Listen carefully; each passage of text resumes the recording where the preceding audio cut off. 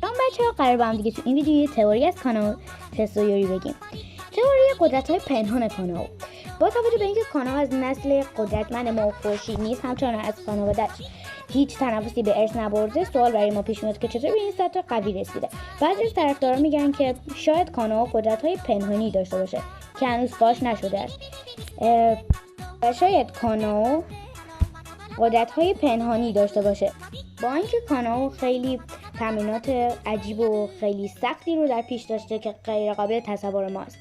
حالا نظر شما چیه؟ حتما توی کامنت ها شخصیت مورد علاقتون از انیمه شیطان کش یا بهتر بگم دیمن استریل که من خودم خیلی دوستش دارم و دیدمش رو بگین. حتما بهم بگین که کدوم شخصیت رو دوست داشتین و نظرتون راجع به این تئوری چی بود. من خودم شخصیت مورد علاقم هم کانو هست. امیدوارم از این ویدیو لذت برده باشید و بله، حتما دکمه سابسکرایب رو بزن. ممنون که تا اینجا اومدی.